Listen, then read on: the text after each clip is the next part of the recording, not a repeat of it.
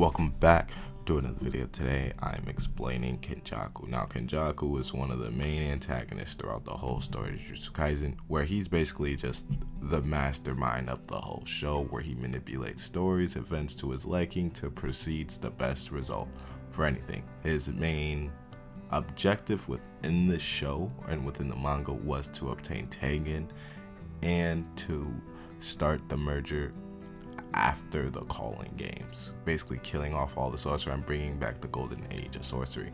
It is an ancient cursed spirit that is able to jump from body to body, pick and choose at will. You can't really defeat Kenjaku in terms of like conventional death. You honestly just have to bottle him up and seal him off and do your own and just bury him somewhere, and hopefully he just doesn't bounce to another body.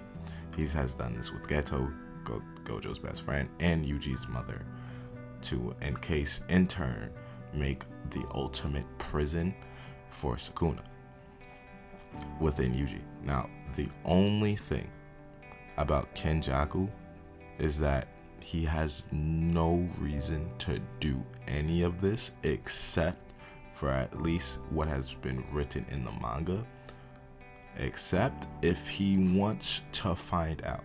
Kenjaku is a pure scientist, manipulator, and someone who is just curious within life and pushing the boundaries within it, as he's seen and lived through so much. He is older than Sukuna, so he has seen multiple different eras of the Jujutsu Kaisen world. And man, I would love to see more input with Kenjaku, but of course,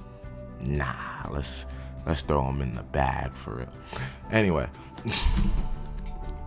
but Kenjaku, of course, takes, I hate to compare this to Naruto, takes the Mayuri, takes the Kisuke, takes the Orochimaru aspect of this world, as he's doing it for his own advancement of the world, trying to manipulate and mold the world in his hands while also keeping the great powers at bay. The only one that was unpredictable and that he couldn't keep a tight rein on was Gojo, as stated in the Shibuya arc, was just too strong. He was the only one that was a threat to his plans. Of course, there was Yuta, who was threats, but Gojo just had the 6 eyes, limitless. He was a bigger threat than Yuta, Hikari, everyone. That is who Kenjaku really worried about. That's why in turn he gets into Geto's body, because at least he knows this is someone Gojo is a part of, and he will never expect this coming. For sure.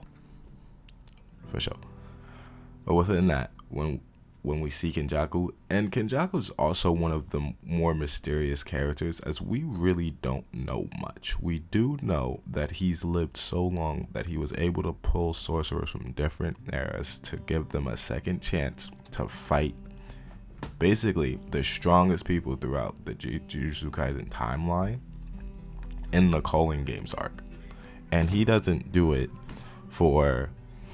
and he promises Kashimo, he promises Nahiguruma, I'm forgetting a couple more that like Yuta faces.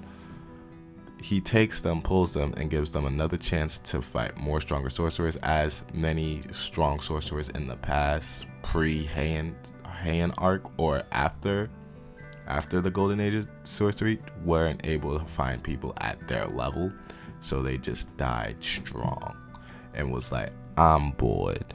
That's basically how Kashima's story went, right? Because Kashima was the Gojo of his generation and things like that. But of course, he doesn't have any good reason except he wanted to see what he can pull off.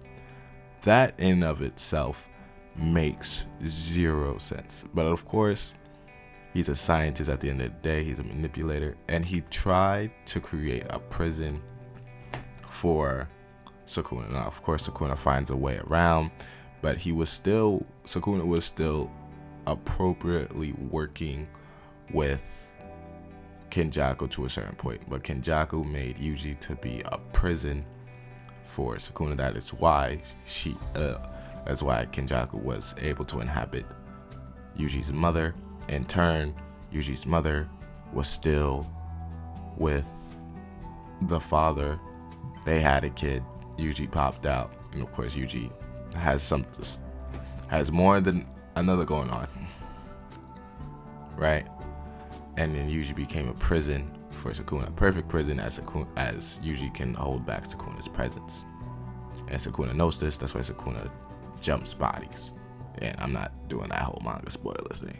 You'll see whether when the anime catch up, or you already know because of different outlets on social media.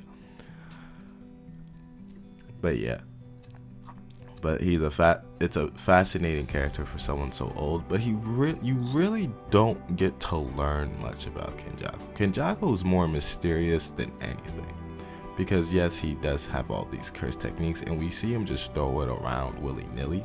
And of course, he does have access to a domain expansion, but I don't think we get to see the domain expansion just because he has observed, he's copied, and he has so many curse techniques that he is able to just use at will.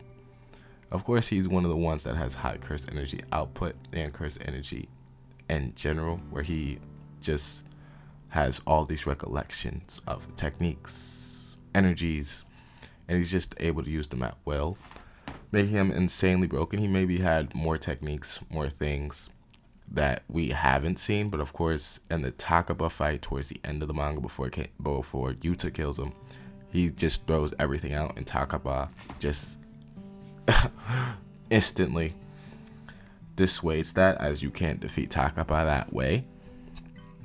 So he just ran out of techniques, but it would have been nice to see. He had more tricks up his sleeve, of course, but then Yuta, of course, sneaks attack to Takaba. And of course, Kenjaku's end was even more confusing, as Kenjaku really enjoyed Takaba's technique. He can't kill Takaba, but he enjoys Takaba's technique and enjoys that he had fun before he gets killed, because he let his guard down one time. He had more techniques in the bag though. We could have got to see the Kenjaku and Yuta fight, but now he loses and dies.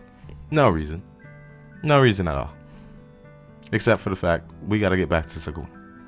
Anyway, like and subscribe, and I will see you in the next one. But we'll see anything. Kenjaku was a mostly mysterious character, someone we hope to get more interesting on. It's weird for him to be such a main antagonist and not be fully fleshed out.